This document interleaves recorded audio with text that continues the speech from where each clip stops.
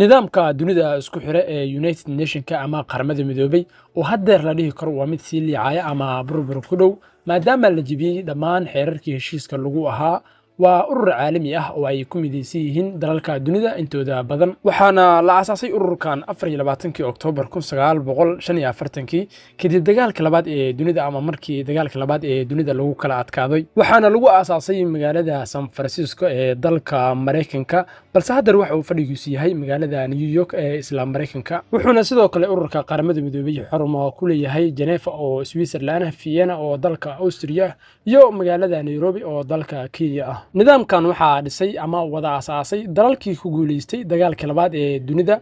gaar ahaan Mareykanka boqortooyada Ingiriiska midowgii Soviyeeti oo markaas jiray Faransiiska iyo Shiinaha dalalkan ayaana noqday shanta xubnood ee joogtada ka ah golaha ammaanka Security Council-ka oo ah hay'adda ugu muhiimsan qaramada midoobay si dadban ama si toos ah wadamadan waxaa la dhihi karaa waa kuwa ugu awoodda badan ururka dhexdiisa ama dunida waa dalal kale veto power-ka ama diidmada qayaxan taasoo la micno ah in go'aan kasta oo laga gaarayo dunida ay go'aamiyaan shantan dal kani waa madaxweyne Erdogan oo si adag u leh in dunidu ka weyn tahay waxay shan dal u taliyaan ama shan dal ay go'aan ka gaaraan Birleşmiş Milletler Genel Kurulu'nda defaatle dünya 5'ten büyüktür dedik.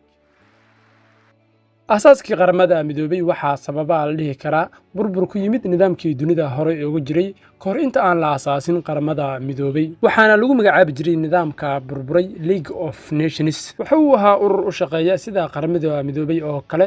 waxaana la asaasay kadib markii lagu riiqmay dagaalkii koowaad ee dunida oo lagu qiyaaso inay ku dhinteen 15 ilaa 20 milyan oo ruux kadib dagaalkaas koowaad ee dunida markii aadka loogu dhamaaday waxaa la asaasay midow loo bixiyay League of Nations ujeedkiisuna yahay ilaalinta nabadda iyo in mar kale dagaal sidaas u weyn oo kale dunida uusan ka dhicin balse League of Nations ma noqon mid waara oo waa uu burburay sababta uu fashilmayna waxaa la dhihi karaa ma lahayn awood ciidan ama awood kale wuxuu soo kari taagi waayay Naazigii Jarmalka oo hogaamiye ka ahaa Adolf Hitler ujeedadiisuna ahayd inuu qabsado Yurub oo dhan ugu dambeynna dagaaladii Naaziga Jarmalka waxay sababeen inuu qarxo dagaalkii labaad ee dunida ilaa markii dambe lagu jebiyay Ruushka dagaalkii labaad ee dunidana uu sidaas ku soo idlaaday xeerarka waxaa qora guuleystayaasha iyo cidii awood leh dalalkii ku guuleystay dagaalkii labaad ee dunida Mareykankana uu horkacayo maadaama laga adkaaday Hitler iyo isbahaysigiisa Japan iyo Talyaaniga waxaa la isla afgartay haddii aanan la sameyn urur awood leh kaasoo ka awood badan ururkii League of Nations qaladadka uu sameeyay aan wax laga baran ay macquul tahay dagaalo kale oo waaweyn in dunidu wajahdo sidaas ayaana lagu aasaasay qaramada midoobay ama United Nationska ujeedooyinka loo aasaasay qaramada midoobay waxay